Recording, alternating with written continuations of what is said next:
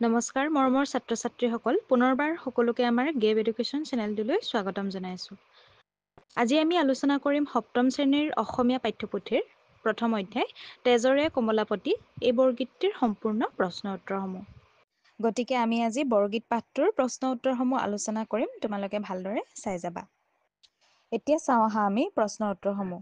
ইয়াত প্ৰথমে ৩ নম্বৰৰ পৰা আছে, তলৰ প্ৰশ্নসমূহৰ উত্তৰ কোৱা আৰু লিখা। প্ৰথমটো হৈছে বৰগীত ৰচনা কৰা মহাপুৰুষ দুজনাৰ নাম কি? উত্তৰ, বৰগীত ৰচনা কৰা মহাপুৰুষ দুজনাৰ নাম হ'ল শ্ৰীমন্ত শংকৰদেৱ আৰু শ্ৰী শ্ৰী মাধৱদেৱ। খ নম্বৰটোত দিছে তেজৰে কমলাপতি নামৰ বৰগীতটোৰ ৰচক কোন? উত্তৰ, তেজৰে কমলাপতি নামৰ বৰগীতটোৰ ৰচক হ'ল মহাপুৰুষ শ্ৰী শ্ৰী মাধৱদেৱ। গ নম্বৰটো হৈছে তিমিৰ ফেৰিয়া কি বাজ হয়? উত্তৰ, তিমিৰ ফেৰিয়া বাজ ৰবিৰ কিৰণ হয়। ঘ নম্বৰটো হৈছে যশোদাই কৃষ্ণক পুৱা কিয় জগাইছিল? উত্তৰ, যশোদাই কৃষ্ণক পুৱা গৰু চৰাবলৈ যাবলৈ জগাইছিলে। এতিয়া তাৰ পিছতে ৪ নম্বৰ প্ৰশ্নটো চাওঁ আহা। তলত দিয়া পদ দুষাৰিত কোনে কাক কি কৈছে নিজৰ কথাৰে লিখা। তলত দুষাৰি পদ দিয়া আছে আৰু সেই পদকেইষাৰি কোনে কৈছিল, কাক কৈছিল আৰু কি বুলি কৈছিল আমি লিখিব লাগে। উত্তৰ, এই কথাষাৰি যশোদাই পুৱা কৃষ্ণক কৈছিল যে কৃষ্ণ উঠা, তোমাৰ পিতৃ গৰু খুটিলৈ গৈছে আৰু গৰখীয়াবোৰে গৰুলৈ জাকে জাকে চৰাবলৈ গৈছে। তোমাৰ সুৰভিগাইক চৰাবলৈ যোৱা উঠা কৃষ্ণ, এই বুলি কৈছিলে। তাৰ পাছতে ৫ নম্বৰ প্ৰশ্নটো চাওঁ আহা। শব্দ সম্ভাৰ আৰু অভিধান চাই অৰ্থ লিখা। প্ৰথমটো দিছে কমলাপতি। কমলাপতি মানে হৈছে বিষ্ণু বা ভগৱান। তিমিৰ, তিমিৰ মানে হৈছে এন্ধাৰ। ডাকে, ডাকে মানে হৈছে মাতে। ব্ৰজবধূ, ব্ৰজবধূৰ অৰ্থ হৈছে ব্ৰজধামৰ বোৱাৰী। শতপত্ৰ, শতপত্ৰ মানে হৈছে পদুম। ভ্ৰমৰ, ভ্ৰমৰ মানে হৈছে ভোমোৰা। ত্ৰিজগত, ত্ৰিজগত মানে হৈছে স্বৰ্গ, মৰ্ত্য বা পাতাল। এই তিনিটা, ত্ৰিজগত মানে তিনিটা জগত, স্বৰ্গ, মৰ্ত্য, পাতাল। এতিয়া চাওঁ আহা ৬ নম্বৰ প্ৰশ্নটো। বৰগীতটোত প্ৰকাশ পোৱাৰ প্ৰাকৃতিক দৃশ্যৰ এটি বৰ্ণনা দিয়া।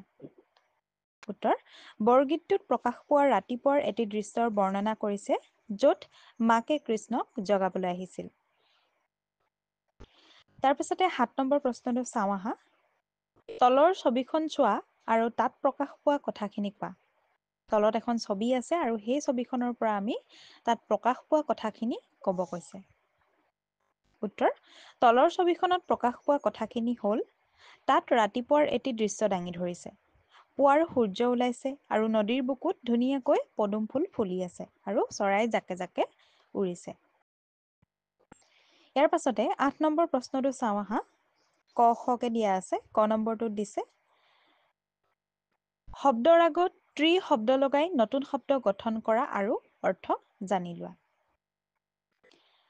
ত্ৰি শব্দ লগাই আমি নতুন শব্দ গঠন কৰিব লাগে। উত্তৰ, জগত আছে, জগতৰ আগত আমি ত্ৰি লগালে ত্ৰিজগত। শূল, শূল হ'লে ত্ৰি লগালে ত্ৰিশূল। ভুজ, ভুজৰ আগত ত্ৰিভুজ। কোণ, ত্ৰিকোণ। কাল, কালৰ আগত ত্ৰি লগালে ত্ৰিকাল। নয়ন, ত্ৰিনয়ন। তাৰ পাছতে খ নম্বৰটোত আছে তলত দিয়া শব্দবোৰৰ আগত বি পূৰ্বসৰ্গ লগ লগাই সেইবোৰেৰে অৰ্থ প্ৰকাশক একোটা বাক্য ৰচনা কৰা। প্ৰথমটো আছে মুখ। মুখৰ আগত যদি আমি বি পূৰ্বসৰ্গ লগাওঁ তেতিয়া হ'ব বিমুখ। তাৰপিছত দূৰ, দূৰ হ'লে বিদূৰ। কিৰণ, কিৰণৰ আগত বি লগালে বিকিৰণ।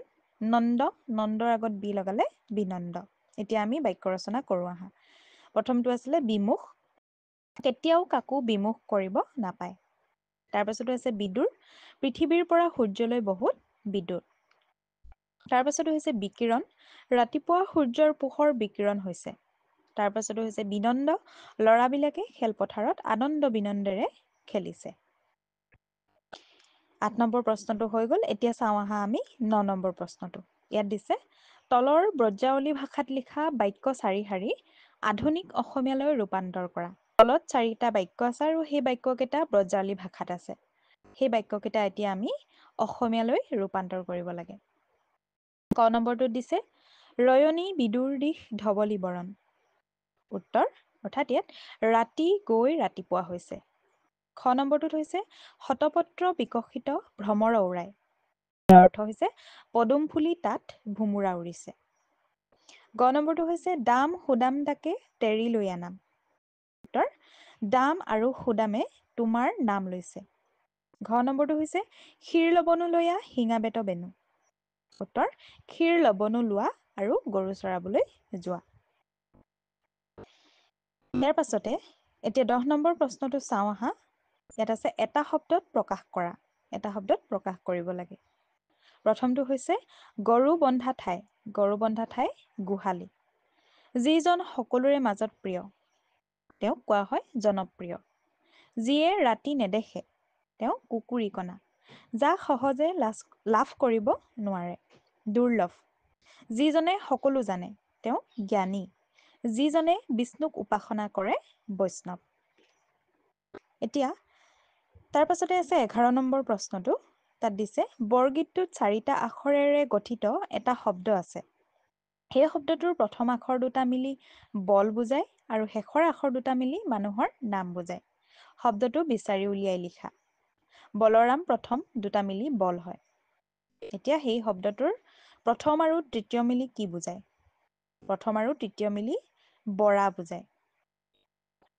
তাৰপিছতে দ্বিতীয় আৰু তৃতীয় মিলি কি বুজায়? দ্বিতীয় আৰু তৃতীয়ই মিলি ল'ৰা বুজায়।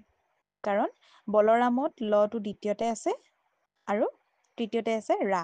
তেতিয়াহ'লে ল'ৰা। তাৰ পাছত চতুৰ্থ আৰু দ্বিতীয় মিলি কি বুজায়?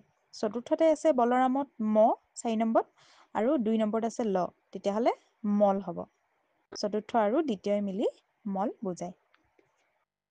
ছাত্ৰ-ছাত্ৰীসকল এইখিনিয়ে আছিল আজিৰ তোমালোকৰ প্ৰশ্ন উত্তৰসমূহ।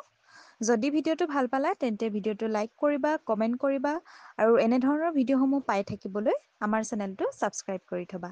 ধন্যবাদ।